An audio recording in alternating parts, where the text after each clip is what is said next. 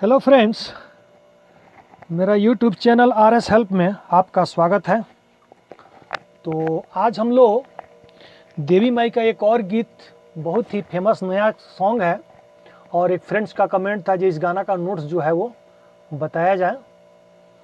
तो चलिए आज हम लोग जानेंगे इसका नोट्स कैसे बजाएंगे और पहले थोड़ा म्यूजिक के साथ देखेंगे, उसके बाद स्टेप बाय स्टेप आप लोग को बताएंगे।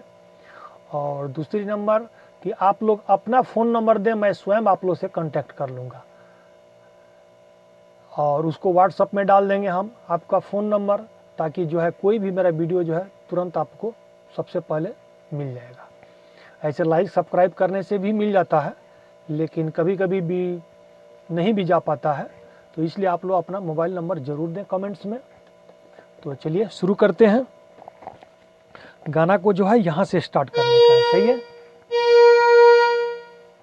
निमिया के डाढ़ जानी कटिहाए बाबा, निमिया हमैया के बसे रहो, निमिया मैया के बसे, निमिया के डाढ़ जानी कटिहाए बाबा,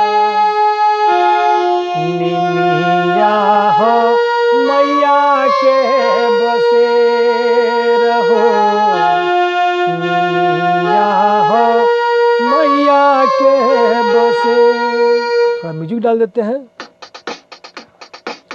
निमिया के डाढ़ जानी कटिहाए पापा, निमिया मैया के बसे रहो,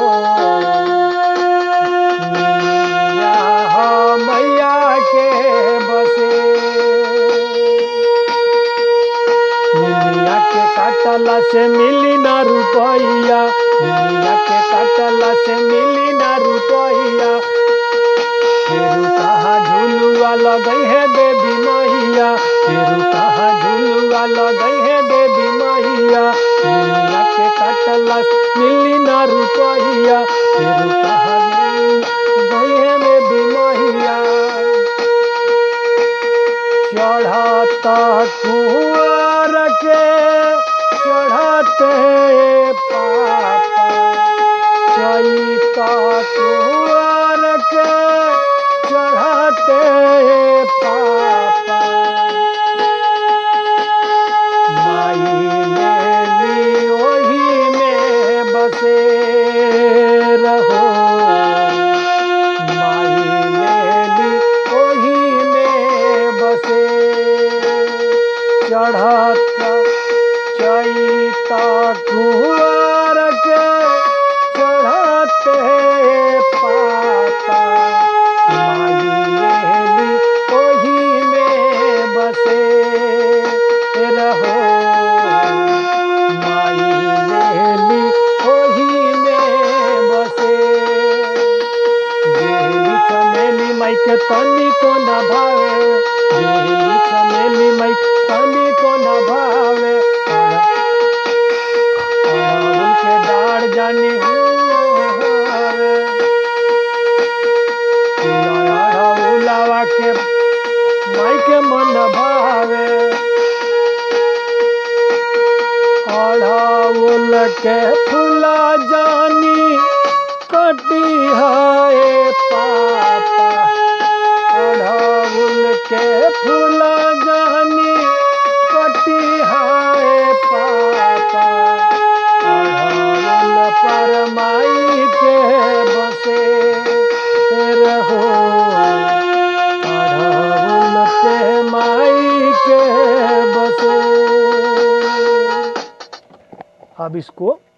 अब हम लोग स्टेप बाय स्टेप देखेंगे, ताकि आप लोग को बजाने में आसानी हो जाए और आराम से बजा लें। तो यहाँ से चालू करेंगे, बहुत ही इजी है बजाना इसको। निमिया के डाढ़ जानी कटिहाए पापा। एकदम स्लो में देखिए। निमिया के डाढ़ जहानी, थोड़ा थोड़ा करके बजे, पूरा पकड़ने की जरूरत नहीं है, थोड़ा थोड़ा पकड़े। निमिया के डाढ़, निमिया के डाढ़ जहानी कटी हाय पापा।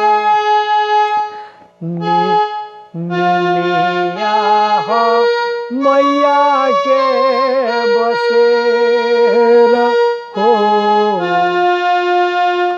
निमिया हो मैया के बसेर। इसके बाद इसका अंतरा है। निमिया कटैला से मिली ना रुपैया, निमिया कटैला से मिली ना रुपैया। फेरू कहवा झूलुआ लगई है देवी मैया, फेरू कहवा झूलुआ लगई है देवी मैया। चैत कुंवर के चढ़ते पापा, चैत कुंवर के चढ़ते पापा। माई लेली ओही में बसे रहो, माई लेली ओही में बसे।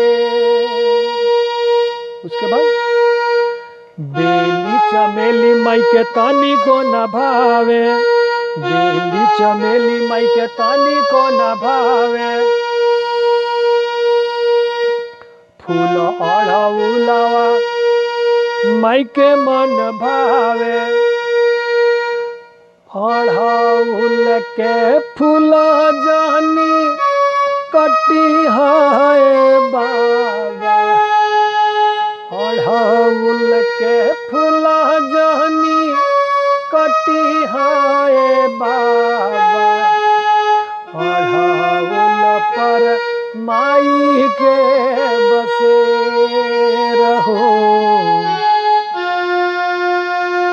इसके बाद जब उंगली बैठ जाए तो अब आराम से बजा लीजिएगा।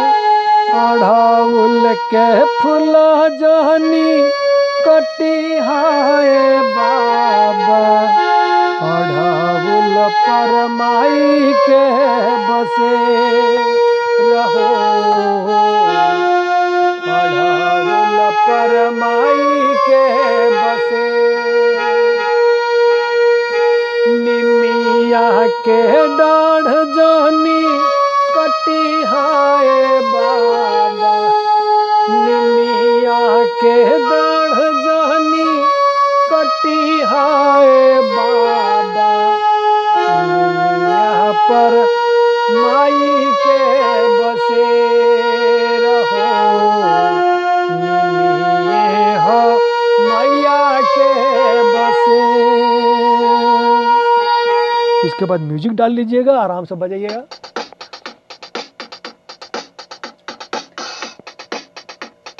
निमिये के डाढ़ जानी कटी हाय बाबा, निमिये हो मैया के बसे रहो, निमिये हो मैया के बसे।